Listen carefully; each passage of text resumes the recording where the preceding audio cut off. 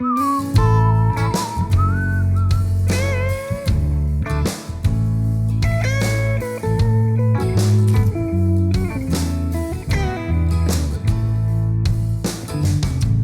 these Biloxi blues, it happens every night. Every whole night. And I ain't never met a riverboat dealer that could ever be No. a friend of mine. I have not. The summer heat Or an never treats Alabama me river, kind, Kimmy. it leaves trouble on my mind. So I'm bidding farewell, putting in my notice, and I'll see you at another time. This highway does not know my name, and I don't care. No. No, I do not. Headed my way for another place, and I got 3 good tires and a spare.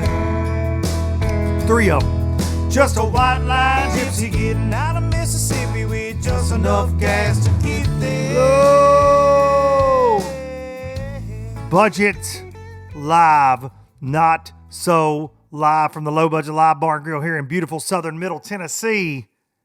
This is the podcast for Monday, June the 5th. You bunch of low lifers. You bunch of no good, low life and son of a guns and son of a girls. There's like 3 women that listen to this podcast. And the triple threat's not even one of them. So, welcome one and all. This is a podcast about bass fishing and other shenanigans, mainly bass fishing. Sometimes we do it live, but we do it not live a lot more than that. That was a song written by me, sang by me, called Biloxi Blues. It's old. It's like 10 years old. It's old as dirt. It's old as I am at this point. I hope everybody's doing well out there. Thank you for joining me once again. Been a good week. Been a crazy week as always, though. Running wild. Me and little Trey headed down there to Camden, Alabama, middle of dadgum nowhere, to the Alabama River, Miller's Ferry. And when I tell you that I have wanted to fish the Alabama River pretty much my entire life, and my tournament schedule has never, ever taken me there. Anything that I've ever been a part of has never taken me to the Alabama River. And I can remember all the cool tournaments and the big spots they catch up around Montgomery, and the guys in the tail race, the crazy tournament when everybody was running over rocks and whatnot when it was flooded up there, and they're just blasting 20-pound bags of spots. And Miller's Ferry is not like that. So Miller's Ferry, the pool of Miller's Ferry, is about 100 miles long, and it's 100 miles from all where that goes down. And we might as well have been damn in Mobile. We were way down there. And I had no idea because I've been really busy.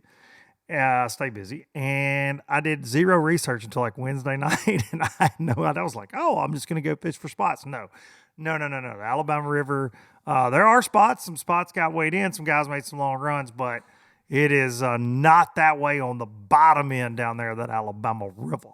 So, interesting event for Trey and I. Second ABT 100. Love those tournaments. I've said it time and time again. I have such a great time fishing with him, and so many good people fish that trail. 100 boats for $25,000. We had a great one. There's only 3 of those a year, and one January, one June, one November, and this is the second one of the series. Been looking forward to it, man. And we just we got to practice Thursday from about 11 to dark or so, and then we got to practice all day until 5. You have to be off the water by 5 on Friday, and we got to do that. And dude, we just never got dialed on anything, and it's a really tough place to fish. It's everything looks good, but it's not good. Only took 15 pounds to win the event. We had 8 pounds, finished in the middle of the pack, and lost one fish that might have, and that's everybody that had more weight than us had what we had, and then like a 3 or 4 pounder. Dude, we never saw a 3-pounder while we were there. Trey lost a nice fish on a buzzbait first thing Saturday morning that was it a 3-pounder? Was it a 5-pounder? Was it a 2-pound? I don't know. It was a really good fish. It was a blow up. He actually had same fish bit with the hook covered on Friday. Same fish, you would think, same fish bit on Saturday. Lost it. And like 5:20 in the morning, we were boat number 4. We started in this area. We'd had a couple bites. And yeah, man, it was frustrating. We caught about 10 keepers, and cold 3 times to have 8 pounds, and we went pocheting in the Express. We fished out of the X21, and man, I love pushing that thing to the limit, so I had a lot of fun doing that. But man, just not the tournament we wanted, but we were just one bite away from a check. I mean, it took 11 pounds to get a check. We were just one good fish, and Trey had that bite. But other than that, dude, in 3 days, whoo, Lord, I would rather talk to my ex-wife than fish down there again in June. It was 1,000,000 degrees. I have been every weekend for the last few since y'all have been keeping up with my deck debacle here, and finally got it all finished up and on the construction side. And I've been staining it and here and there, and it's a lot to freaking stain. And I would rather stain my deck in 90-degree heat than fish Miller's Ferry again in June. Like I said, a lot of fishy looking water. A lot of water to dissect, but me and the LOB had a great time down there. Got to spend, it's kind of the theme of this episode, I think, for me today.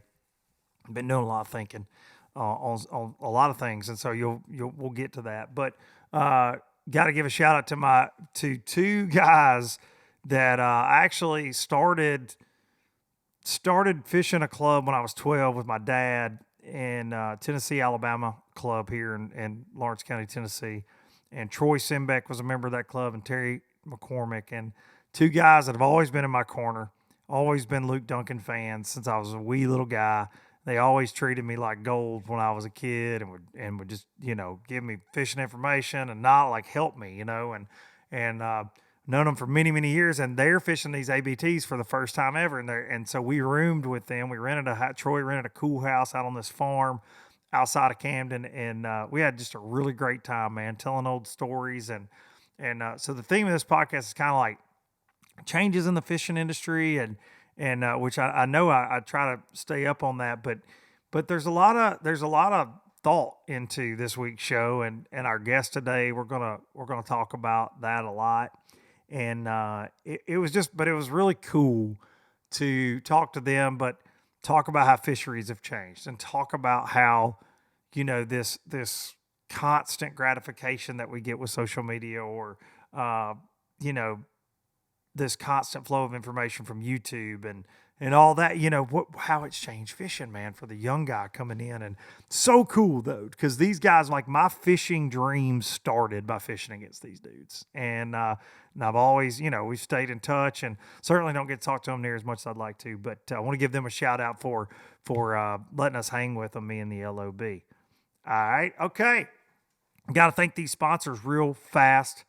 First and foremost, StarTron, kicking ethanol in the teeth in your weed eater, in your chainsaw, in your lawnmower, but most importantly in your outboard engine. Or Starbright Cleaning Products. It's the same company. It's Starbright season. Get your life looking right with Starbright. Keep everything clean. I need a lot of Starbright. I did something I normally don't do. When I got in from the Alabama River, I washed my boat at 8:30 last night in the driveway because it was so damn disgusting. And that takes a lot for me to do because I'm not that guy. But oh my God, it was so dang. I mean, we were in the jungle, baby. You know where you are? Alabama River, baby. That's where we were. And it was filthy. But got a little of that Starbright on there. Starbright season. Appreciate the folks from StarTron. Starbright Pro Guide batteries. Ran them in the dirt yet again this week. Had a lot of questions talking to some folks down there.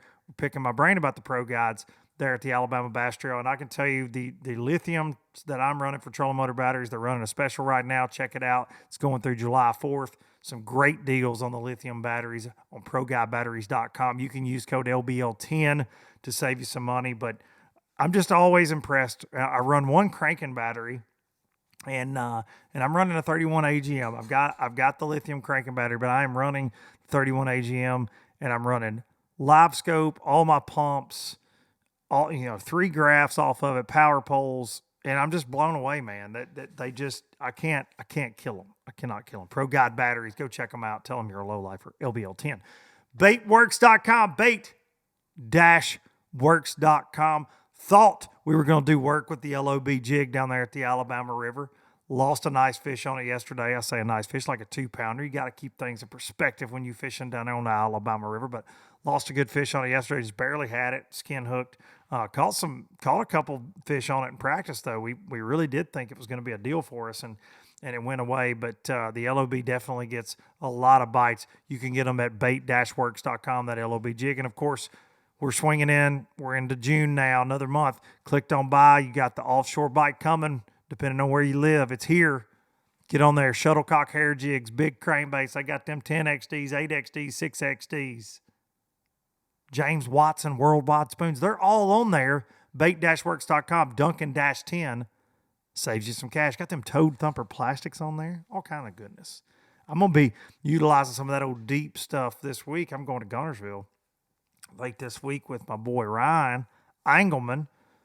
That old Turnpike Troubadour. We're going to go fish for a couple days over there at Gville. So if you see the Express, holla. Say hi. All right, last but certainly not least, speaking of that old Express. Express boats, the original all-welded aluminum bass boat, 96-inch beam, tanker truck. I can tell you right now what I put it through at the Alabama River. Trace Wendell, I wish he was sitting here to tell you. Lord, did we put it through its paces. I am consistently blown away by that boat. I had mud from one end to the other. Came in last night, that sea deck, I just sprayed it off before I put it up. Tackle storage, we had, and if you saw my Facebook or Instagram, you saw the crazy Trey and I, how much crap we had in that dadgum boat, but plenty in there and plenty of room for it. But absolute beast of a boat, fastest hole shot in the game. We were in and out of these shallow water ponds. Like, that place is made for the Alabama River. I wish it had more bass. But even Tracy, he goes, dude, these live wells, I mean, our fish were kicking. I love, and I say it on here all the time, I love taking people that don't fish out of my Express all the time, that fish out of other brands, because they're always like, damn, I really like this boat. It makes me proud, man. Express boats, building excitement in Hot Springs, Arkansas, baby, since 1966. Yeah, we put that thing through the paces down there. There's no doubt about that. Goodness gracious. Jumping stuff. And just hanging out in the snakes up in the woods. I mean, can't have no snakes. Can't have no snakes around. I'm going to tell you, this is just my advice, and this happened this week in my life. You got to get the snakes out of your life. You got to get the snakes out of your life. And I've had a snake in my life for the last few years, and this week, and this is professionally, but this week, finally, no more snake. So, good riddance there. Gotta give a big shout out to the snake slithering his ass somewhere else in life. All right, moving on. Man, Sabine River, Brock Mosley, as I record this Sunday afternoon, Sabine River is tough like always, but to me, it's always the most intriguing Bassmaster tournament. I see people commenting. I know there's a dink. Oh, I can't believe he's excited about that. It is such a chess match and such a dang, strategic tournament, how you play it. But right now, as I record, Brock Mosley looking like he's going to win that. Pull up backstrack again. Triple Threat's got me out here doing so many damn honeydews, y'all. Y'all don't even understand. So I can go fishing. Yeah, I'd say Brock's gonna win that one, get his first dub on the Elite Series. Good dude, and has been so close several times. So that's gonna be cool to see. Hopefully we can talk to him here in the next couple of weeks. I like me some Brock Mosley.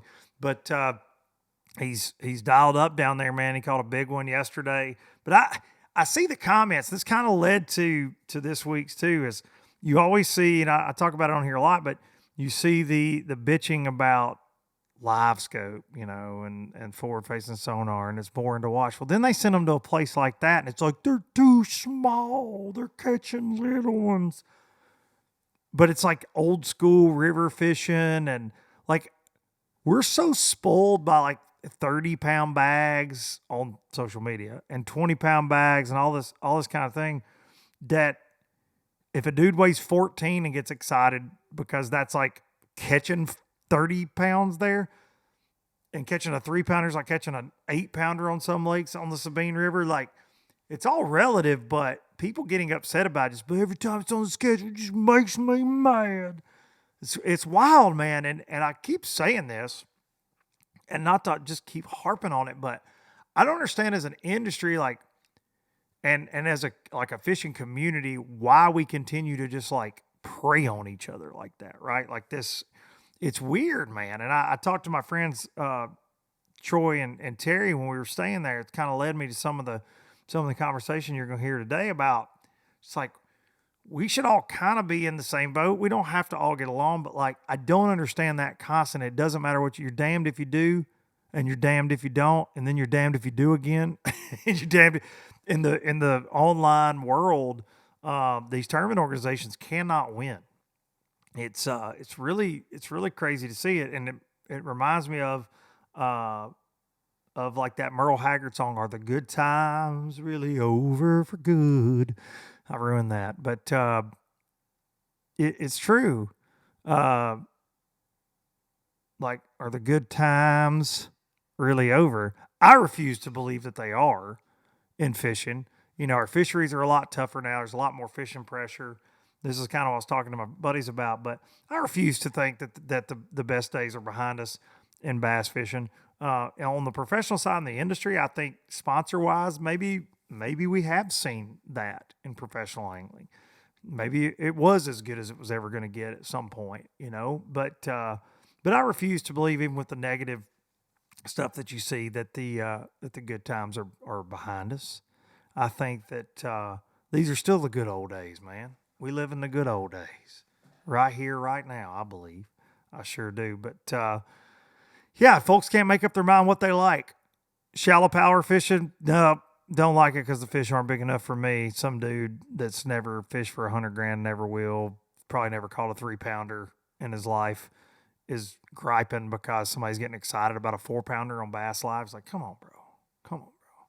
Get out of here. And I can't help myself. I'm addicted to those comments. Like, addicted. Like, I love reading it, but it's amazing. Like, there are things we can get upset about, like people breaking rules, people being shady in the fishing industry. I think those are all things that there needs to be whistleblowing on. I think people need to get called to the mat more for that kind of thing, but don't call these organizations out for like having their events. And people are like, all about the money. That's why they go to Sabine. It's all about the money. Well, yeah. I've said it before. I'll say it again. It's a business. Business, not a charity. It's a business.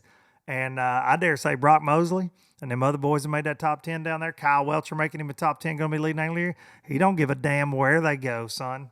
It's the same as me bitching about the Alabama River. Them boys that caught them 15 pounds yesterday and won 25 grand, they didn't bitch at all. That's always how it goes. The haves and have-nots. It's all relative, man. It's all relative in the sport of bass fishing. All right, we're going to talk to an old friend today that y'all all know very well through the podcast. We're fixing to get him on here and get the sauce from him, presented by the W Sauce, America's Worcestershire sauce. Got that new breakfast sauce that's delicious on eggs. Put it on your taters. It's the best, man. Love working with the W Sauce. Made some smash burgers last weekend with the W Sauce. Lord have mercy. Love it. Absolutely love it. But we're going to get the sauce. This guy, well, he's just stupid. That's the only thing you can say. He's stupid, but he's also, at the same time, a genius. He got out of the world of fishing on the YouTube side of it and the tournament side of it. He still fishes a lot.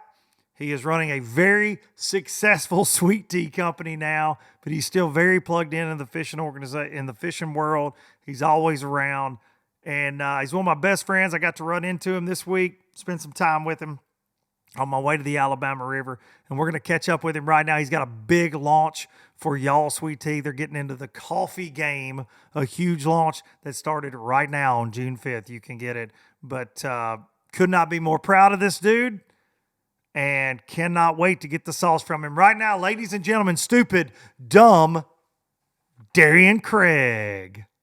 All right, as promised, here he is. Some of you may be very upset that he's here because he is stupid still. He is. still, when it comes to fishing, anyways, because the man is not stupid when it comes to sweet tea, seasoning, and now coffee. Darian Craig, what's up, buddy? What's up, man? I'm glad to be back. Well, it's for me, it's sad that we have to catch up in life via Zoom. And but at the same time, I'm proud that we have to do this because it means we're both very busy and life is going good, but we don't get to spend as much time together. I said that leading into this kind of the theme of the week is all my old friends, been around some good folk. And you know how it is. When you go to a tournament, because I don't fish near as many as I used to. You've been emceeing ABT like I have this year, so you see all the old fake dudes. You get all fired up. You get warm and fuzzy inside, right? Like you see all your old friends. But got to hang with Trey this week. Got to see you at your new shop. It's been a cool week. So I'm like, dude, I got to get D money on here. Yeah, man. It's interesting. I don't want to jump too far ahead. I got a little briefing from you on what we're going to talk about on the podcast, but I think it's definitely hits home with me. It's something I have a big passion for, as the conversation that we're going to get into. So definitely excited, glad to be back. It's like you said, it's weird not seeing y'all anymore, and Trey, Corey, all the fishing guys, Spank, and just everybody that we used to hang out with all the time and talk to on a daily. It's weird that I right out of high school basically got into the industry, and then a little over 2 years ago now, have been out of it pretty much. And since, I guess that's 9 years, my life was in the industry. And so now I don't talk to any of those guys anymore. And it's weird because they're traveling, the pros or the guys that are working, they're traveling, so you don't want to bog them down too much. You get every now and then get a phone call while they're driving, but it's weird. It's like you didn't lose the friends, but you just don't talk as much because everybody's doing their own things. And anyhow, good to be back. Well, and your life is so busy now. You got the man Cannon. You got a 9-month-old now, became a dad. But since 2021, I was telling this story to the guys I stayed with down at the ABT about you and I riding OH Ivy in February of 21. First of all, not knowing that place was fixing to we were going to be a part of the trip that kind of put it on the map, which was really unexpected and all that. But as we were riding, I'll never forget it. And you may have forgotten it. I don't feel like you have, because you're kind of about these moments in life. You and I are both about these moments. And you had your MacBook out. And we're riding down the road, and it's like I said, it's February, and your goal is to launch this Y'all Sweet Tea thing in April. And of course, you and I talk every day, 3 times a day. Like, I knew it was coming, but you got your MacBook. You're like, hey, let me show you. This is kind of my idea. This is my plan. And it was like this freaking step by step of, I'm going to go after this. I'm going to do this. I'm going to do this. And my plan is by this date, I'll be here and I'll do this. And I'm just driving, pulling a boat, like thinking about live scope and like, are we going to throw a rig and where are we going? And dude, you had it all dialed, and nobody ever doubted you that's ever known you.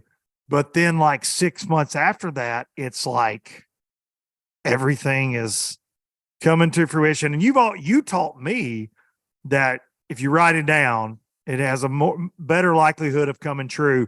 And that's always how you've lived your life, man, since being a young man, like getting into the fishing industry right out of high school, getting in, you were working with Gerald a little bit, then you're running social media pages for Rattle Trap and all these companies. You had your own social media company, but it led you to that. But it's so crazy for me today on June the 5th to talk about, you got a new launch for this company you started 2 years ago that was just selling sweet tea. Oh, little old sweet tea, little old bitch sweet tea. And now, dude, you've got seasonings, you've got apparel, you've got now coffee dropping right now as we speak. It's insane, dude. Like, how did we get here? Like, I don't know how we got here in 2 years. It's crazy. I think, yeah, man, it's crazy. Thinking back on that, I'm going to start with the drive, like that drive. So my thing was, I always say this, everyone has really good ideas for a business. You're a thinker, whether you're a working man sitting at a desk and thinking about I've got an idea. I want to leave this place. I hate my job and I want to start this company. Which is most people, most people. Most people. Yeah, most people have that. And then but they're scared to start, or If they do start, a lot of it fails, and like there's a huge fail rate of new businesses.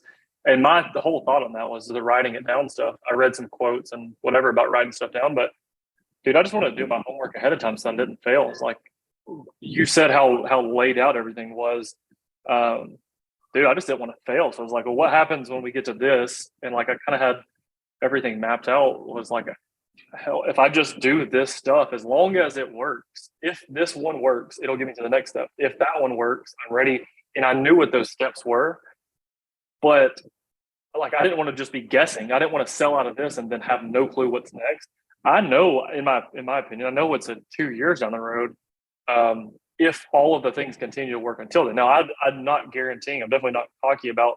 I know that it's going to work. Hell, I don't know that it's going to work. But if it does work, I know that I'm going to put all my homework in and do the research and do the things. If it does work, I know what's going to follow it. And so, just being confident in that, having the right people around, trusting what like I guess my vision is. But that goes with anyone. Like I think it's with anything. You map it out correctly, write everything down. I use my iPad every single day and write notes down every day. And I think writing them down, because everyone has these crazy ideas, laying in bed, waking up, driving down the lake. I think a 20-minute boat ride is the best place to be thinking, because you can't do anything except hold on the steering wheel. In my mind, that's probably why I don't catch any fish. I don't think about other stuff. But most people think about how they're going to catch them when they get to where they're going. But I don't know. I think that's my thought on that. And dude, it worked. Like the cool thing is that all of those things that we wrote out, it was like I said, some of them they didn't work. Like there's been some like hardships in those steps in 2 years, but for the most part, we did our homework. We just did our homework and wrote things down and followed that path. And Nick Saban, Roll Tide, always talks about preparation, and he's a big preparation guy. And just hearing those talks over preparation time. H, because got them hemorrhoids. That's what he's doing. Yeah, no comment. But yeah, man, it's exciting. Now we're getting to coffee. We've you said we got tea, seasonings, now coffee. I think the most important thing we've got is community. Is our audience is such a community now. Like it's people talk about us in comments, or they say, I hate your tea, or I hate the flavor of this, whatever. Like the community just attacks, like it's just defense. And so anything that we do, they just want to be part of it. And everyone is, hold on. I'm not. Hang on, man. Time out.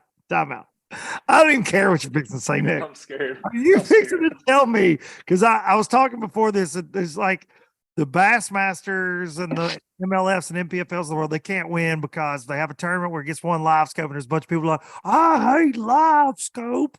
And then they have on the Sabine River, which is really cool. Even though there's small fish, people are like, I hate these little fish, idiots. I mean, like, nobody can win, but social media is such a fever. And I did just say, though, before I got you on, I think it's like that with everything. You're telling me there's like beef and sweet tea, dude. Guarantee it. I sent out a text yesterday about our, it was like, whatever, 40,000 texts I sent out at one time marketing. And it said, we got coffee coming. Hope y'all are ready for Monday. And I got an instant response back from a lady that says, don't care. Y'all aren't popular in Texas. That was the response I got back. Like, well, there you go. Yeah, it's, man, I don't know. People be attacking other people in the comments over sweet tea. This world's they do.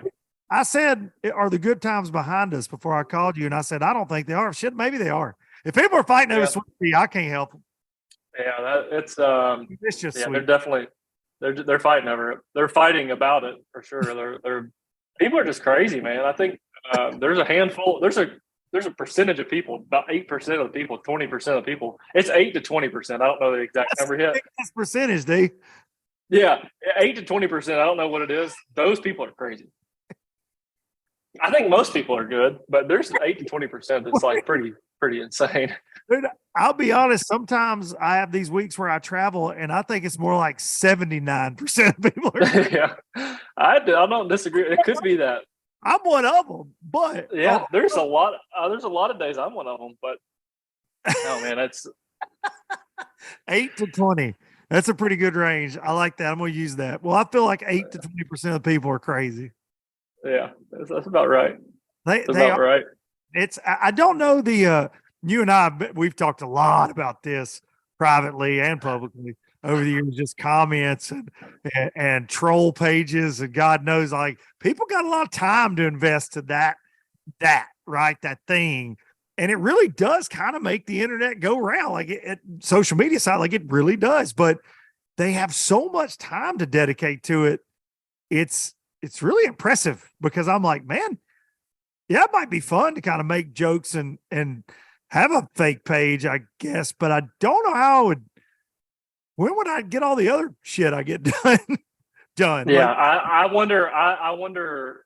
You hate to think about things this way, but it's like, what are all, if you like took all of those people, like I feel like they all look this, like they all do the same thing. You know what I mean? Like I feel like those people are not doing positive things in life if they're just spending all of their. Maybe they are. Kevin Durant got caught with a troll page. That's so, true. I mean, And he's a very, and like, dude, he's one of the most successful people in the world. He's doing his thing. He's living his dream. And then he's trolling people. Like, what are you doing? Yeah. No, I think you would be surprised. I think that some of the most negative comments on the internet are from, at times, successful people. Like, because I think we always is like, I say the mom's basement thing's always been my the mom's basement army has always been kind of my broad sweep. But like, dude, then you run into some, you go down some rabbit holes with some, like I had a guy get fixated on me a few weeks ago through MPFL. It was really funny. And every now and then I'll click a profile, I don't do it as much as I used to. Every now and then you click a profile, like, all right, what are you about? And this guy was like, pretty much had it going on in life. And I was like, hey, bud, I don't know why you're even on Facebook. But here we are, Yeah, here we are. I don't know. I think that could take us down a long rabbit hole. I try to stay away from it as much as possible, just avoid it. And do you get it through the y'all stuff? Because I know you used to get hammered on the fishing stuff at times, just because you always put yourself out there like I do on the Darien is fishing stuff. You had a loyal fan base as well, folks that, and I hate the word fan, but you know what I mean, like followers, people that really enjoy what you put out there. It blew up quick for you. You had a lot of support there, and you got a lot of hate too, like I did. We both did at the same times. A lot of the same folks, they didn't like either one of us for one way reason or another. But do you see that in like that sweet tea, because you're the face, right, of your business? Yeah.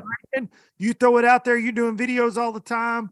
You get 20 I think that comments. Like, I think that the majority, it's like, since it is a brand, I feel like it's not as bad as about me.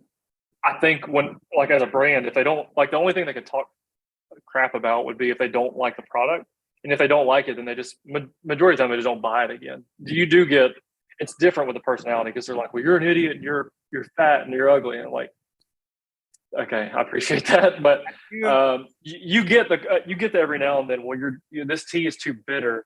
I'm going back to Lipton, and then all the comments, people just defended us, like, well, you didn't use the ice, or you let your tea steep too long.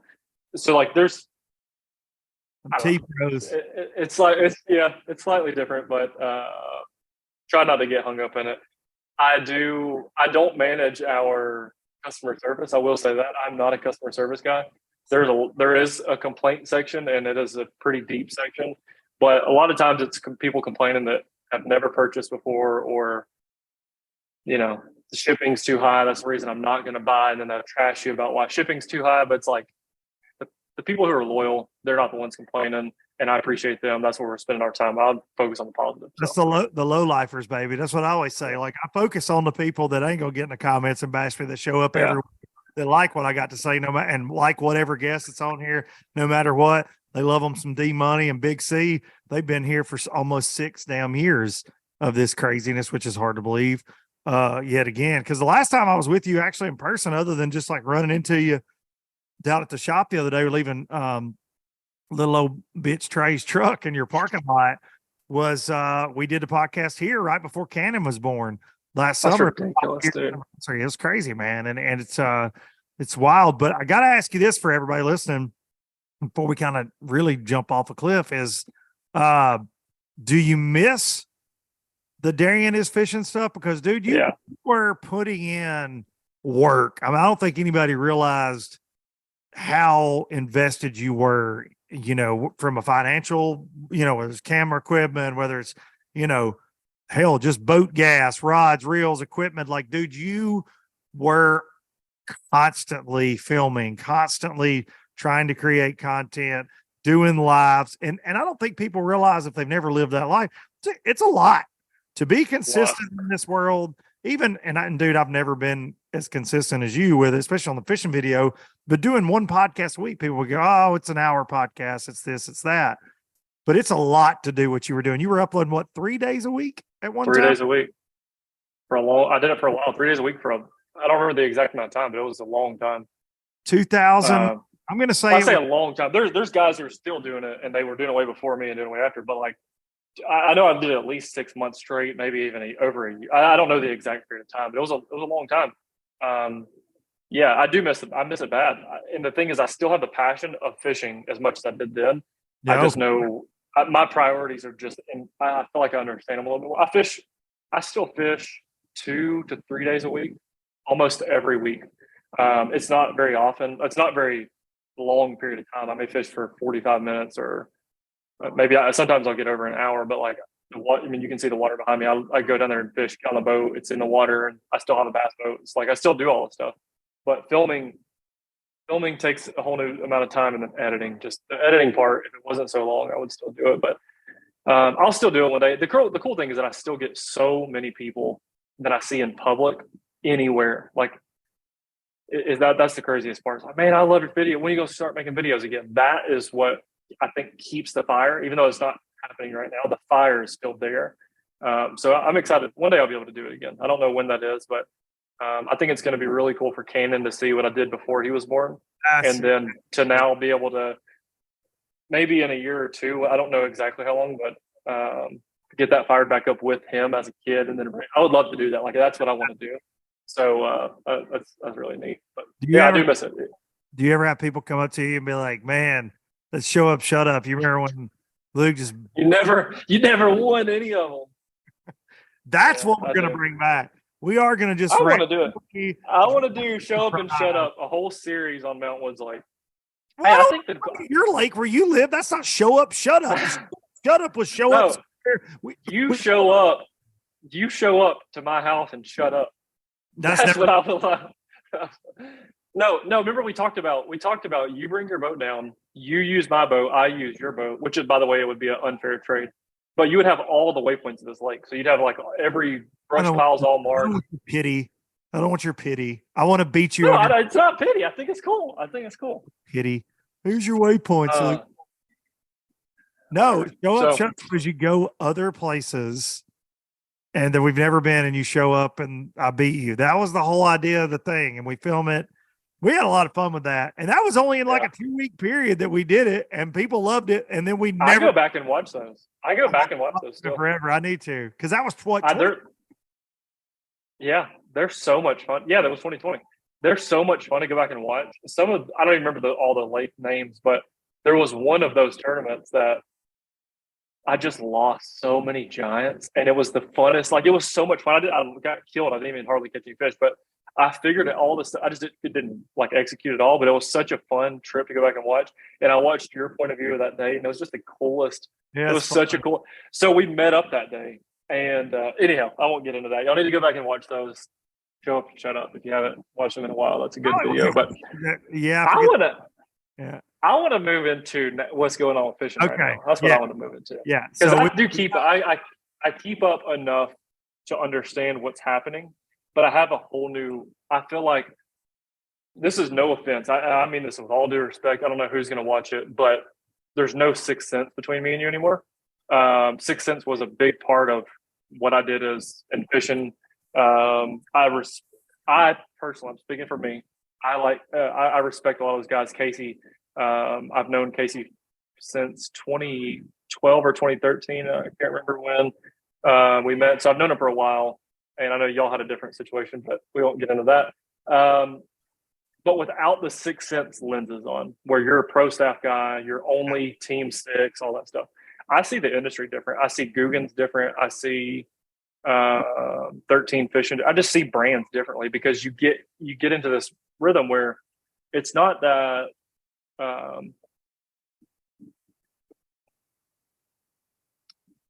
you just don't want to you don't want to push the wrong buttons with a company when you're inside that company, because they're going to, they can cut your checks off. They can cut the money. And so it's like there's so much, there's like, and I don't, I'm not going to go down the 6 cents rabbit because it's no good. It's like going down a rabbit hole with Guggen stuff. It's the same thing. I've experienced both, unfortunately, but for me, it's like, it is very tunnel vision. It's like, you're either with that group or against them and whatever brand, right? Like we've seen that in recent years. Well, it's like you said, it's a community, right? That 6 Cents community, Guggen community, whatever you want to call it. It's like you're talking about your sweet tea people. People like to pull for something. They like to feel like they're a part of something. But no, I have enjoyed getting away from that for multiple reasons that but like working with Baitworks and going, oh, cool. Seeing everything from this, like, I don't have a rod and reel sponsor anymore. I've just got Baitworks. They sell everything. So being able to talk about what I want, when I want, and just direct people like, hey, you can get it at Baitworks. It's where I got it. You can get it there. Has opened my eyes like to so many cool, because we were with them for a while and make a lot of good stuff. They also made some stuff that like wasn't practical for me and the way I fish. So like trying to go out and make videos, that was very hard at times.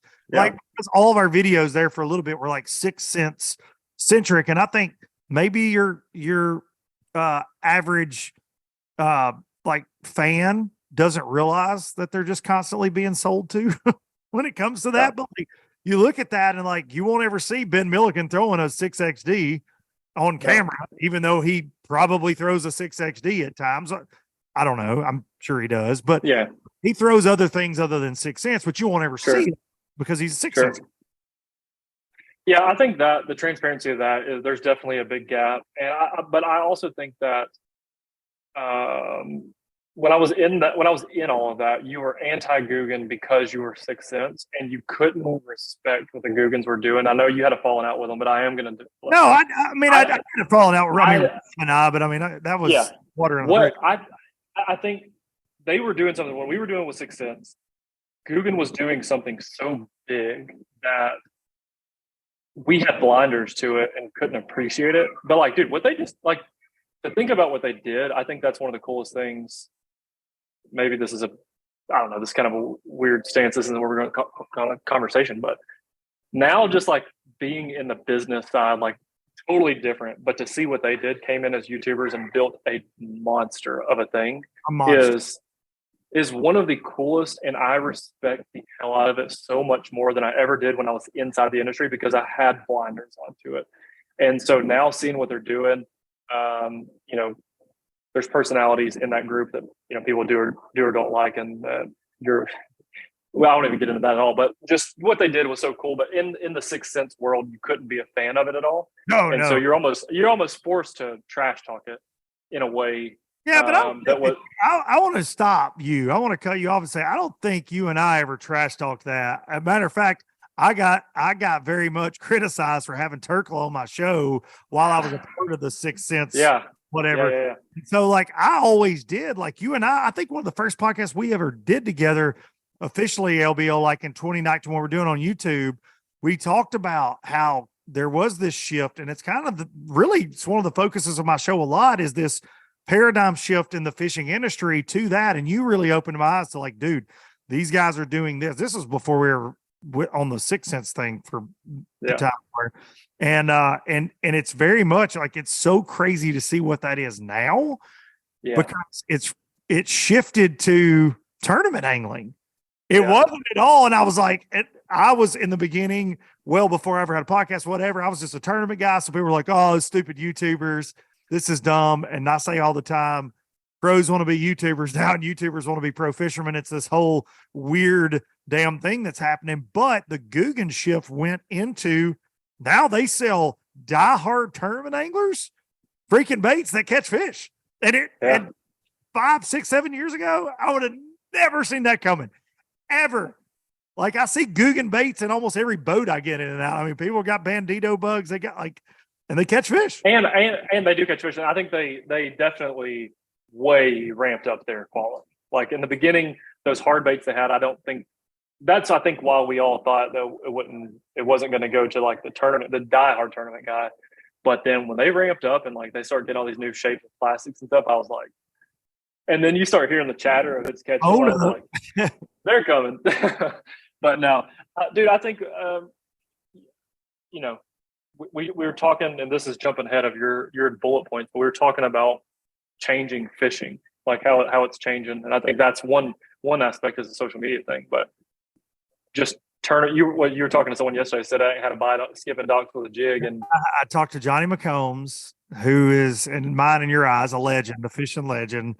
And Johnny's had his hardships in life. He's rebounded. He won an FLW, but he and I were talking. He fished the Alabama River, ABT that Trey and I did, and he called me on my way home. And I don't talk to Johnny much. I mean, I talk to Johnny twice a year, maybe, and I only know him through you and Gerald and little Trey originally, and met him, hung out with him around FLW. And Johnny's a great guy, and one of the best fishermen maybe to ever pick up a rod and reel. If you ask Gerald, had he not kind of gotten off the path, could he have been Van Dam? I mean, seriously, like the guy was just incredible for so long and loves to throw a jig. He's just a shallow water guy. And he told me, he said, Duncan, they don't bite a jig anymore. I ain't caught one just going down a bank fishing a jig. And I can't even tell you how long it's been. And I was like, oh, come on, Johnny. And he's like, and people listening to this right now go, oh yeah, they still bite a jig, man. Yeah, but that's a big but on the end of that. And I talked to my buddies, Troy Sandbeck, Terry McCormick. I've brought up in this episode a few times. I was with them, the Alabama River, going back freaking, knew these dudes when I was 12. And we were talking about how crazy it was just to see a 20-pound stringer in our bass club then, man. Fishing Wheeler, Wilson, Pickwick, Kentucky Lake. And oh my God, yeah, 20 pounds. That's probably take 20 pounds. Oh, he's got 20 pounds. And you were a god. If you caught 20 pounds, you were a god. And then they were talking about how now that they get beat, they're like, I've been beat in our little club that you started fishing in with I had like 24 and I was like third, and like things have just evolved to where now we don't even turn our heads for a 20 or 22 pound bag anymore. It's like, oh, that's cute. It's all like takes 28 and 30 and 32. And then God knows if you follow any kid that lives in Texas, it's like, oh, I had 40 today. I had 38 today, 36, 37, 42, 47. You're like, hang on a second. All right. Like, hang on a second. Like, I think we've lost sight of where we came from a little bit at times in this sport, right? Like everything moves fast. It's hard to impress people online. So you got to be showing them the big ones. You got to be, and it's really, it's changing. Are the good times behind us? I don't think so. Not at all, but it's changing. And what do those good times look like moving forward? I guess it's kind of like the topic, because it, like talking to you and I talked about, you said, can you imagine being, because you came up throwing a speed worm with Poppy Swindle with Tommy. Yeah. But you grew up beating the banks like everybody else did. Then you got your little hummingbird at some point. We were talking about that. Like I was talking about having an old Lowrance X15 that just like, oh, what's that arch? What's that thing do? Like shit that you didn't know, right? Yeah. Think about what it is now. But you said to me yesterday, can you imagine being a kid that's 17 years old? We know some that are great fishermen. And like you came into fishing with all that on your boat. Like you started fishing and all of that is all around you in the boat. And it's less about. Like I remember the confidence that, like, sounds stupid, but like I remember the confidence that I had with a RC 1.5 square bill Lucky Craft and an old monster worm, and dude, and a buzzbait, and like you would just fish and you would be confident every single cast. But imagine being that confident with live scope and being able to catch any fish on any body of water ever. Because like there's places you go and you wouldn't catch them on a big worm because it's too whatever. Like these kids now are like, the way that they're learning how to fish is so far advanced from that. It's like, I just think that's insane. The learning curve too with YouTube and all that, obviously, which gets said a lot, but it just wipes it out. Like I said this to you yesterday. Like I was out the Alabama River, grass mats everywhere. I can remember a time in my life where I had been to Florida a lot, So I knew how to punch. So I would have had an advantage on the Alabama River yesterday. Now, this is 20 years ago kind of stuff, but I would have had an advantage because most of the guys in that field wouldn't have had no damn punch weights, right? Yeah. Wouldn't have known the deal. And I have my little critters I like to flip in there. Now, they'd have probably beat my ass swimming a jig, doing something else. But I'm just saying it wouldn't have been the thing. And then you have a 100-boat field and 85% of them were all punching. And it's like, you said, man, I remember hearing about people punching, and I was like, oh my God. Like it was like this mind-blowing technique, right? Like it was Jordan Lee. It was Jordan Lee in 2013. It's like, how do I heard about him cranking him and Matt were always cranking the roadbed in Spring Creek. And I was like, dude. So you're like lining it up with the bridge and looking all the way down at the boat ramp, the dock, and like, however, them boys are figuring out how to crank out here. It's unbelievable.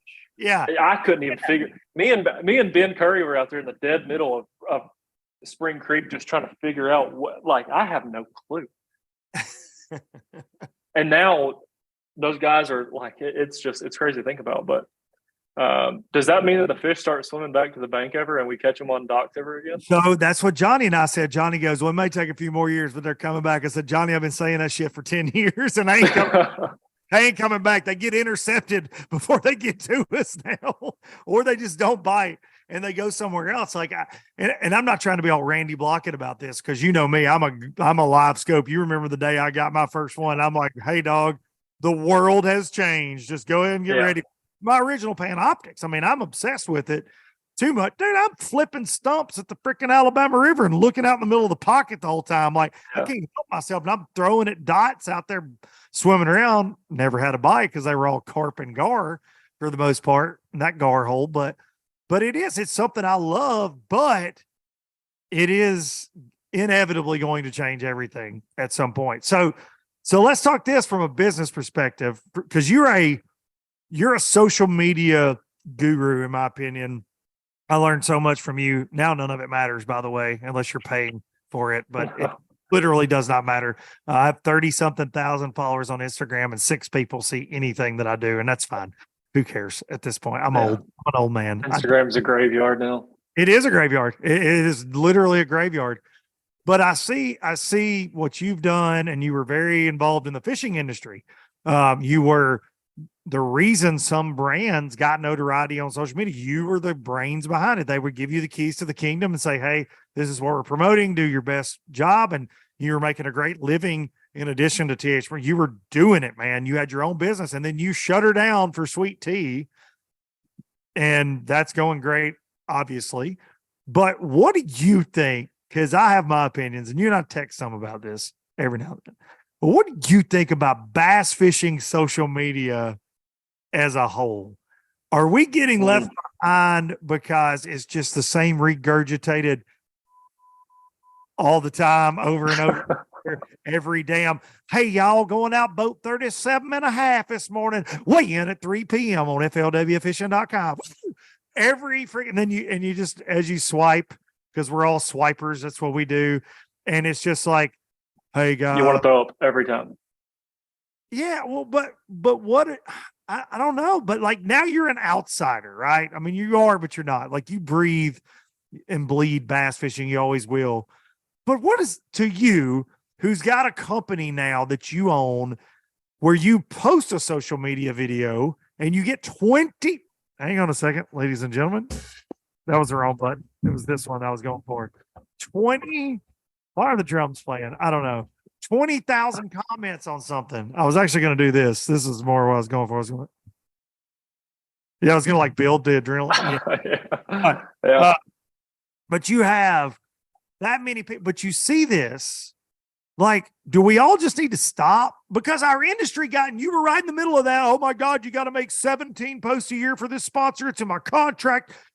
But now, do you feel like in the fishing world, all of that is falling on deaf ears because we've all said everything there is to say, and now we just regurgitate, and then the new ones, the new folks coming into it, whether they're old or young, they all regurgitate the same shit they hear all the time. And so social media is just nothing but that. And then people complaining. Yeah. It's weird. I think that so when everybody, in my opinion, for what it's worth, I think everybody that did all right, we have boat number 3, we're stop number 4, Alabama Bass Trail South, or stop number 4, Bassmaster Elite Series on Toledo Bend on boat number 21, weigh in at 3:30. Y'all, I'm gonna go out there. It's been a grind and practice. It's the same exact thing. But then you have guys who started filming everything and they started doing it right, the vlog style. So it's like everything got stagnant when it became that. If you even back up further than that, the first guys on social media, Polinick, all those guys, they were the only ones that everyone followed him and started doing social. Well, then they started doing selfies in the morning on the boat, and everyone who was doing it at the time, it was cool. But then everyone started doing that as well. Now it's moved into the vlog, and there's a couple of guys who started pioneering the vlog of tournament fishing, and that's the coolest thing ever. And now that's starting to creep up a little bit more. More people are doing it now, but I don't know. I think cameraman now, dude. Everybody got a camera. Everybody's got a camera. But I think what's interesting to me is the personalities come out a lot more when you see the vlog. And so the people who, I don't know, I've watched a bunch of them, and there's about 5 really good ones that you can tell that Dustin Connell is one of my favorites I've ever watched. Oh, he's the best. Dustin's vlogs are unbeatable. And it's like, you can tell you can't fake it that much. People's had like, whatever, Dustin, watch his videos, because if he posts every single day of practice and the tournament and the drive home, he ain't fake. Like, you just saw his whole entire day for 10 straight days. Like, I think that, in my opinion, builds the brand, and that's what sells. You asked me from a business point of view. That's what sells. A guy saying, "I'm gonna go here and throw a booyah," and he's showing you a booyah pop and pad crack. That just doesn't sell it as much as watching Dustin. Dude, I've bought stuff off Dustin's videos, and I've never even thrown them. But I'm like, hell, I just watched him do all this stuff with it. That is what sells. And from my point of view, we have people who are like, well, I'll buy some of that sweet tea, I'll tag you in it. Like, I appreciate you tagging. It's a cool picture. But as far as like, if you want that to sell anything, that didn't sell anything. It didn't even sell anything. 0. But when you watch someone who can break it down or talk about it, or they have a good personality and show something different than what everyone else shows it, that's what sells from a business point of view. Like, just, I guess on a tangent, but well, for me, it's almost a little bit like I get caught up, dude. I have a hard time making YouTube videos. I have a hard time getting motivated to take my damn camera sometimes when I go, because sometimes I feel like it does fall on deaf ears so much. The everything's so saturated. Instagram, Facebook, the TikToks, it's all the same to me. And as I get older, I'm like, I just want to go back to where it's just like bass fishing. I just go fishing, and I don't give a damn if anybody knows if I caught one or didn't catch one. You know what I mean? Like, I just want to go. And I love doing the podcast, and it's like, that's my commitment to like this fishing industry is this. Cause I have sponsors like, so man, you gonna get back in them opens? And I'm like, hell no. Opens. Like, you gonna fish Toyotas? Nope. They're great tournaments. If that's your deal. ABT 100s, I have a blast in. I have a blast when Kay calls me and asks me to MC. I have a blast doing MPFLs. I have, like, where I'm at in my fishing world, totally cool with it. But what's weird is you still have, because I do have sponsors, that pressure to, man, I feel like I need to make a post. No, y'all see my Instagram. I ain't posting jack crap hardly ever anymore. I'll just say that because I talk to more people right here on this screen a week than I'll ever talk to on there anymore. And I know that. Yeah. And it's like the folks that support me will support the people that support me, I feel like. And I don't know. I just think we're in another, I think we're seeing, you and I did one of these several years ago where we talked about the shift. Now I think we're seeing another shift though. Yep. And does it eventually, I guess this is what I'm rambling towards, does it eventually come full circle where it only matters if you're like a boss tournament fisherman and you can't just talk shit on TikTok like, hey, y'all, here's how to tie Palomar knot. Woo! Like, you see that and you get 1 million followers that mean absolutely not jack shit. And then, you know what I mean? Like in the sponsor world. Well, yeah. Well, it was funny that was, in my opinion, that was Jordan Lee when everyone started doing it. Jordan wasn't doing so. Now he's doing it now big time. He's filming everything. But like, it was like maybe 3 or 4 years ago when he was winning everything. He didn't post on Instagram, nothing. He did not care. He was a boss. I'm going to win every single tournament. Now he's doing a lot more. So that was a little bit behind. He's great. No, I do think that. And I think, like, I definitely agree with that. Being a boss tournament angler like if that's your section of the industry is being a tournament angler, Elite Series level guys, BPT, like the boss, he's still the one who's winning. He's always still going to be there. He don't have to do it. Yeah, dude. But it is cool to see all the guys who are quote unquote bosses now paying camera guys to follow them around and show what they're doing, and just the reality of it. Like I think a lot of them do a really good job of it, and it's really cool. I mean, I think back right now. That's what I feel like. Yeah, you're holding back. I am holding back a little bit. Okay, so let's talk this, because you and I have good blood in this situation, bad blood in this situation. But now, so I made a statement on the show. I said that YouTubers would never be pros and pros would never be YouTubers. And we do see some crossing over, but now you got this Milliken thing happening in the opens, and he's catching them. Smashing. You and I both know Ben's a great fisherman, but are we going to see those worlds finally? Because Turkla didn't do it, right? I mean, he was just like in and out. Like he wasn't committed. Ben's committed. Ben's very committed. Ben's committed to, I'm going to do this and I'm going to shut everybody up. If he gets there to the Elite Series, he's always got the Toledo. Ben, dude, he's going to fish the Classic. I mean, he's going damn Classic. Are we going to see that, though, where the two worlds are officially going to merge? Because he will be the one to do it. He's the only one to do it. I mean, in my opinion, he's the only other angler who I think might be. I don't think there's any other anglers good enough who know enough about. Now, I got pretty bashed of this. So I was making videos because this is one of the things that I talked about the Googans at the time was they know a lot about how to catch fish, and I would never deny that. And I think most of fishing YouTubers, they know how to catch fish, so they're good at teaching how to catch fish. They do not know how to catch, in my opinion, they do not know how to catch tournament-winning fish consistently. I will say that a lot of them don't know that, and I will speak for myself on that. That's the reason I didn't fish tournaments. I stopped tournaments. I'm really good at catching fish. I understand bass. I love bass. I don't know how to catch winning tournament bass consistently over a 3-year span. I just don't. And so that when I was talking about the Googans way back in the day, that was essentially what I was referring to. I just didn't know how to put it into the right words. Yeah. I think Ben is the only one. The only other exception I will say is Lake Fork, the Googan Lake Fork guy, Justin Rackley. I think he is the real deal. I think maybe he I don't think he necessarily. I don't know him at all. But he was a tournament guy. I met Justin. Was a tournament guy.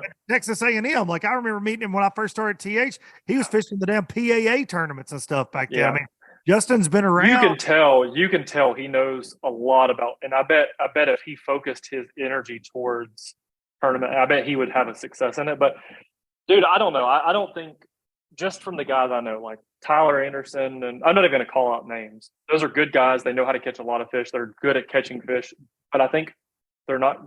I'm putting myself in that category. I'm not good enough at winning tournaments for that to be my goal of fishing. Like I was very content with showing people how to catch a bass, how to set the hook, and take a picture with that fish and be proud that they went fishing on Saturday and caught fish. That was my focus. So, answer your question: do we see the worlds collide?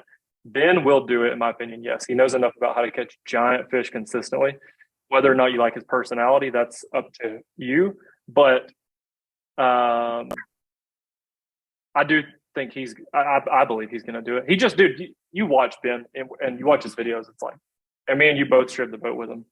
He knows a whole lot about catching big fish. And regardless of what, like, obviously I won't go too far into the conversation, but I think he'll be one of the only ones to do it, in my opinion. Now, going the other way, bass fishing pros going into YouTubers, that I think is full speed ahead right now. Like we're seeing that. Scott Martin, I think, did a really good job of it. I don't know where he's at anymore.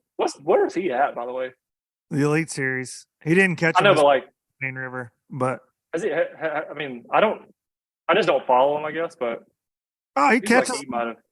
No, he ain't lost a step. He still catches them. Okay. I don't don't know hold me where to he's at. that. I wasn't. I don't know where he's at, like right now in the standings wise for the year, but I know he didn't catch him with Sabine this week. He had a bad one down there. But I do think the interesting thing about the Ben situation is I'm not keeping up with it enough to really, really, really know. But he posted some pictures of his fans that were coming. So, like when you're a YouTuber, you have if you watch a Bassmaster tournament, whatever the numbers are, just for math, we'll say there's 100,000 people that watch a tournament, and they keep up with it, but they're only seeing the guys at the top. So the guys at the bottom, unless you get lucky in a photo gallery, you're not even getting seen if you don't catch them. Whereas on a YouTube video, if you get 100,000 views on a YouTube video, all of those people are only watching you.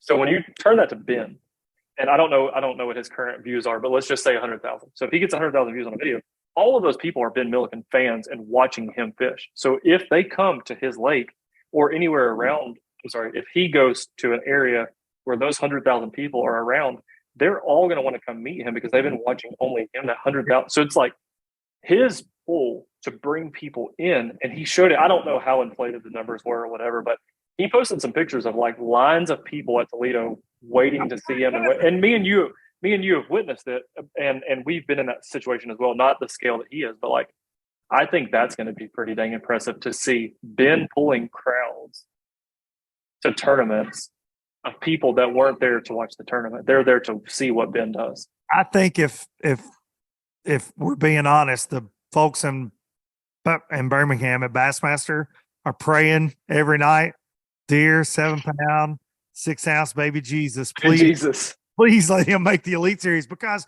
dude, you see it when he's doing good in the opens. Like they use him on a photo gallery, which they've done a lot. It's like the comments. I mean, dude, he's got a huge freaking fan base in this tournament, in the outside the tournament world. Now it's like he's their guy. He's proven everybody, oh, our guy can mix it up.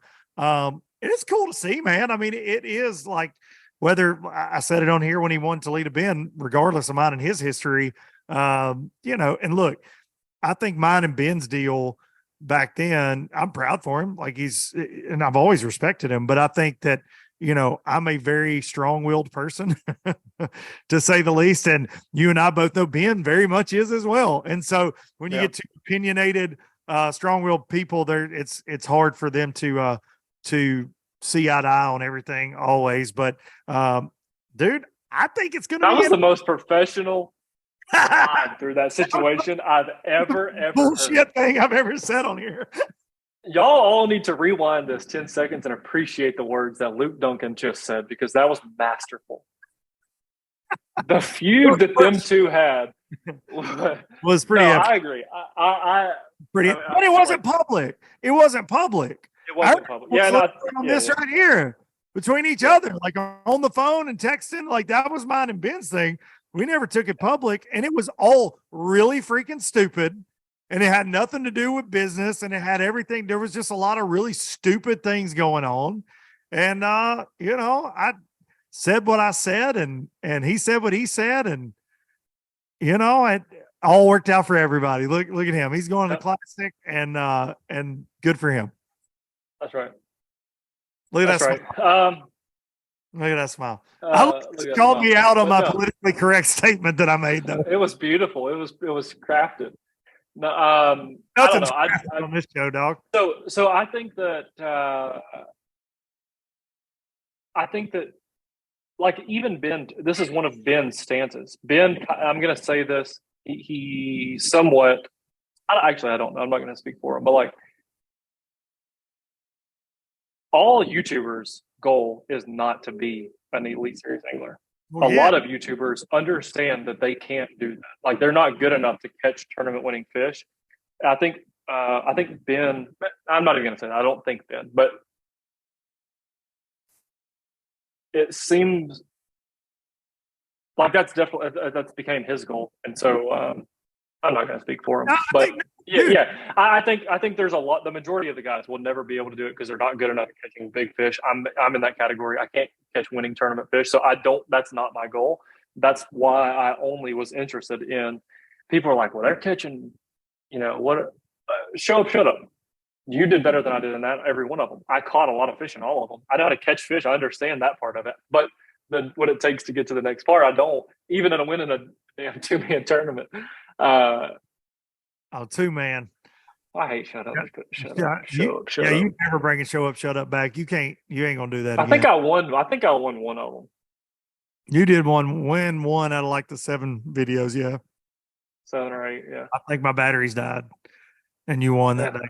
Something happened. Yeah. Something happened. No, for Ben, I had been on this show several years ago, but Ben wanted to be a tournament fisherman. Like his heroes in life were Ellie's and Gerald's and Bams, and so for him, I know deep down, regardless of his success, like this is a really cool thing. No, for sure, no doubt. Deep down, because you and I both knew Ben for many years, personally, and I know YouTube was never his goal, and then that kind of happened, and it became this phenomenon for him that certainly made this the next step for him. And I think if he gets on the Elite Series, it's going to be interesting to see. I think from a standpoint of how they being the Elite Series pros, like embrace him, because Ben's a lot. Ben is full tilt. He is all attitude. He has been unapologetically so, and I think that's going to be interesting to see how that, because you bring in that big ass following with those other guys that some of which have big ass followings. And it's like, all right, well, welcome to the big show, bud. Like now that's good. Trying to get here, and you're here now, and we do it this way. And it will be interesting to see, man. It will be it's going to be cool. I think defending him though is, they're not biting like they used to. So there's a lot of older Elite Series guys who are having to adapt to the way that Ben has mastered. So no, I'm not saying no. I think he will. No, I know you're not. I know you're not. Will catch their ass if he makes the Elite Series. I know. I'm talking about attitude, like bringing in that YouTube kind of swagger to guys like Rick Clunn or whatever. I'm not saying Ben's disrespectful. I'm not, at all. I knew what you meant. You meant. I'm saying he kind of brings that.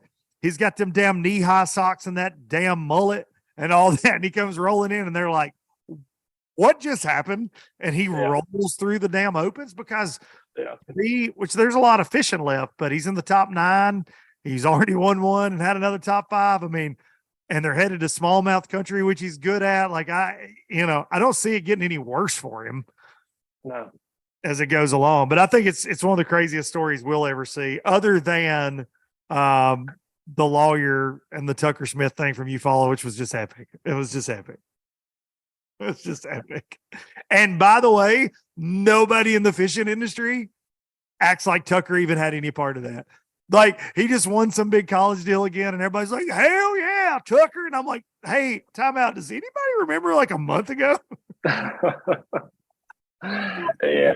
Craziest things to ever happen in a bass fishing event happened, and he was like right in the middle of it. Like, what are we doing? But they were like, "Oh, ain't bad. Get after him. Good job." I had somebody text me the other day, and they're like, "Why is everybody just acting like nothing that bad ever happened?" I'm like, I don't know, man. It was somebody actually that was in the event he won. They're like, I don't understand this. Everybody's just like this, like just acting like nothing happened. I'm like, I don't know. Oh well. Oh well, moving on. Like I don't know. Damn it, man. We kind of went different than I thought we were going to. We always do. Yeah. Yeah. We need to start a show. I had a show with another guy. It didn't go so well. But we should Yeah, it didn't go well. Didn't go well. Let's do another in-person podcast soon. Got to do that. Yep. I know you got a lot going on. I told you only 30 minutes. We've already gone over that.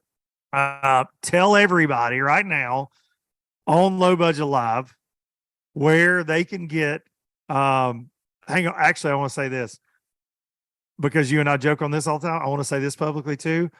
If I've got to wear those sunglasses that all those 6 Sense guys have to wear now that look like ski goggles, if that's what I got to do to catch a bass, I'll never catch a bass again. I would just like to say that publicly. Before we do a sponsor plug, if I've got to wear sunglasses like that look like satellite dishes around my face with white frames and all that, if that's bass fishing, then call me Randy Blockett. I'm good on it. Call me old school. I don't disagree with you. Yeah, I mean, I I'm don't all disagree for with you. fashion and cool shit. But, Those are but that damn. ain't it. I don't care who you are. Those are terrible. Okay, those are terrible.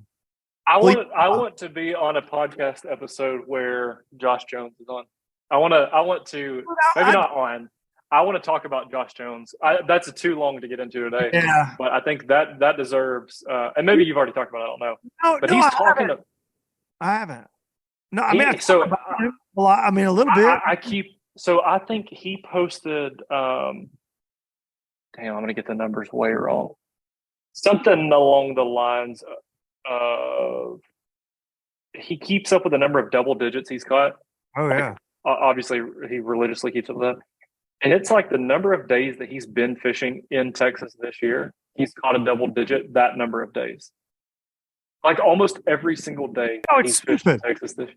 Stupid. Like it's So, truly. so here's what I was thinking. So I don't know the number, and I'm going to get it wrong. I'm just going to say 75 because I know it's over that. I think he's caught 75 double digits this year, and I want to think about. There's 52 weeks in a year, so the average guy. I'm going to say the average guy, if he goes every other weekend, he's fishing. Just say 25 days a year. I'm just going to say that for rough numbers. 25 days a year. How many of those days do you catch a 5-pounder? 1 5-pounder. Yeah. It's not a bunch of them, right? I don't know the number, but let's just say it's 10, and that's not going to be accurate because you ain't catching a 10-pounder every other time you go. But just say it's 10 out of those 25, you catch a 5-pounder. It would take you 20 years to catch 100 5-pounders. He's caught 100 10-pounders this year. Something along those lines. Like it's something like that. We can fact check that later on that podcast. That statement alone is absolutely the craziest thing you can imagine. Yes, he's on a lake that's got him. Jaw It's drop. it's the craziest thing. But a lake that's getting pummeled, and he still does that in the middle of all the crazy 100,000 boats running around. Like he still drops bombs like all the time. It's so crazy. No, There's so many stats. I don't think people have even rolled out his list of accolades of fish because it's like by the time you unrolled that whole thing, the list would be even longer because he's still catching.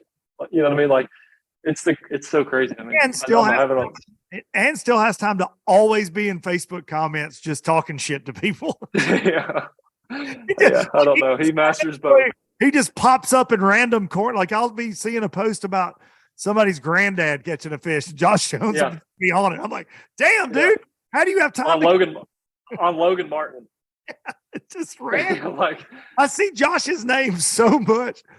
But no, I'd like to have him on. Like I'd love to do a Josh Jones podcast with Josh because he's an interesting dude. And I think I told you, Jimmy Houston, of course, a good, dear friend of mine. That it's weird to say, but like he is, and he told me about Josh before Josh was Josh that everybody knows, and he's like, this kid. He'd gone crappie fishing with him. He met Josh because Josh bought a lab from Jimmy, bought a dog from Jimmy, and Josh's wife was like, "Hey, my husband's a crappie guide and would love to take you fishing." And Jimmy started crappie fishing with Josh. And then he's like, Josh has had some lakes in Oklahoma. He's like, "Hey, Jimmy, I'd like to take you and show you this thing I do." And he was catching 10-pounders on live scope. And he's like, "Hey, Jimmy, I'd like to take you to this lake in Texas." And he started. Well, it's like everyone who knew anyone at Garmin knew that Josh Jones was like already the master of panoptics before y'all even got it. Yeah. Yes. Like, I think it was like a myth. It was like, who is Josh Jones? Because he didn't have social media. He didn't have social media at all. He was just like a ghost. Yeah. And all of a sudden one day he just posts like, "Oh, look at all these pounders." And everybody's like, "What? Where'd this guy come from?" And he doesn't care anything about tournaments at all. And that's cool to me. Like I'm told, like I know this is a tournament oriented podcast a lot, and we've talked a lot about that, but like no matter which lane you're in, if you were able to feed your family with a rod and reel, whether you're a guide, whether you are a social media influencer, like I'm not hating on any of it. I don't want anybody to ever tell me. Like I have nothing but respect. I'm a guy that is fortunate to get to exist in this industry because I run my mouth into this microphone, right? Like everything I have going on is because of this podcast. And it's an honor to me for that to be the case. But Josh gives zero damns about tournaments. zero damps. Now that we got that out of the way, and we will do a episode. That's just like you and I need to get some damn Tito's, set a camera I want that and just go like we used to. But for the low lifers that are still hanging in here, and I'm sure they are, give them some details on this coffee thing, because I got to give my bro some love.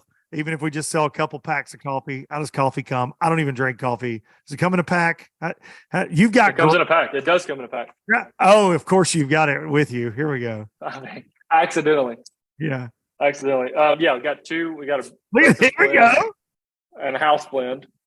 What's See, the there you go. Well, what's a breakfast blend? What's the difference in that? The house blend is 100% Colombian, so it's single origin coffee. So coffee, it has a lot to do with how close it is to the equator and the elevation in which it is harvested or planted. And so the closer you get to the equator, the better the coffee is. The more you get up in the mountains, there's like a specific elevation that like coffee's best at. So that's where a lot of Colombian, Brazilian, Mexican coffee. I love Brazilian. I love Brazilian too. But my first, yeah. So anyhow, that's that. It comes out to today. Well, today's Sunday. It comes out tomorrow on Monday morning, and it's the biggest launch we've ever had as far as products. We put, I'll say the number, $200,000 we spent in coffee, and and for context, we spent $40,000 on a normal launch. So $40,000 in inventory to launch a product normally. This one we just expected to be so much larger. Spent $200,000, which is bananas. It's the scariest thing I've ever done. Literally put everything we got into it. So if it fails tomorrow, I'll be working for Low Budget Live. If it doesn't fail tomorrow, then media manager. Yeah. But yeah, it's we got house blend and we have bagged ground coffee and we have K-cups. And for all the low lifers, I believe that there is some sort of LD10. Is there really? I think there is. I think it's still a thing. Because we did a launch. You're welcome. Because basically, I launched this whole company. We did a podcast from the y'all warehouse before you launched the sweet tea. Yeah, LD10 is a discount code. LD10, 10% off. And so it'll be live tomorrow, or it'll be live as soon as y'all are watching this video. You're listening to this live. Yeah, live right now, y'allsweettea.com. Grab a bag, grab 6 bags. It's extremely good. And something I put a lot of time. It's been over a year working on the product, on the packaging. There you go. Y'all brands coffee. Y'all brands, baby.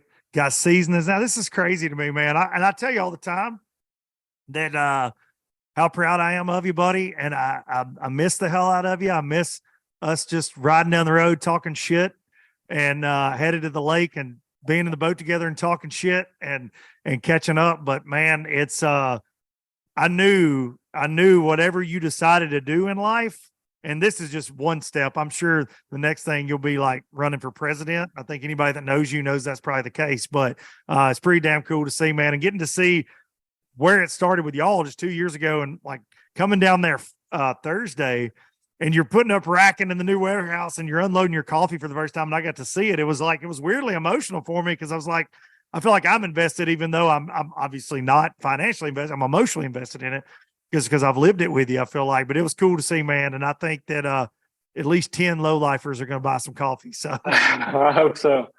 Well, yeah, man, it's awesome, dude.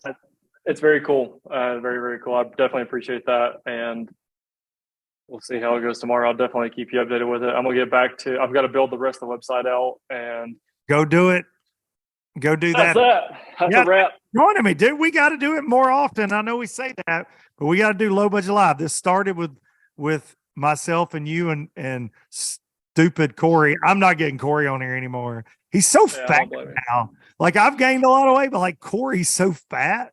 Like, I just don't even want to be around him on the show because he's just sweaty and he's always complaining about being fat and he just won't do anything about it like I will. You remember when we had that fat ass challenge, me and him?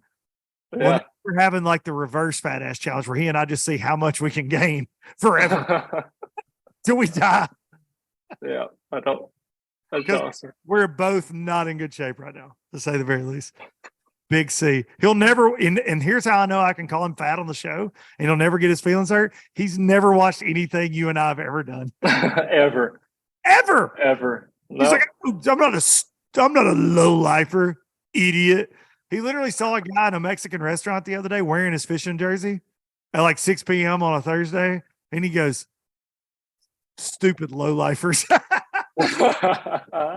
And it was like made me laugh so hard. But he was so serious. He's like, this is definitely one of your people, idiot. Like, it's actually like 7 o'clock at night. Darian Craig, everybody, y'all, sweettea.com. Darian is not fishing, but he's sweet tea, and y'all go support the boy. So many of y'all are, but go do that. Appreciate you. Darien Craig, everybody. Well, all right. That's all she wrote with D Money right there, Darien Craig, man. And hope y'all enjoyed that. I'm always grateful to get to catch up with my friends. As we talked about, started this show almost 6 years ago with him by my side, with my dude, Big C, Corey Williams. And don't get to spend as much time with Darien anymore in all his endeavors, his entrepreneurial spirit that he's got going on all the time, man. He is he's killing it in life, and I'm like a proud big brother. And he's always got such a great perspective on things. So thank y'all for tuning in. As always, I appreciate you very much. Hope y'all all have a great week, and we'll take you out with some Biloxi Blues. And I'll see y'all, literally y'all, next week. Y'all. Jackson Town to Tupelo. See ya. I never could make it last. Spanish moss, a Civil War ghost. Well, I'm gonna leave them in the past. Any direction, Lord, I'll be fine. It don't matter east or west. North, south, wherever the wind blows, I'm leaving those burdens at rest. This highway, it does not know my name, and I don't care. No, I don't care. Heading my way for another place, and I got 3 good tires and a spare. Just a white line gypsy getting out of Mississippi with just enough gas to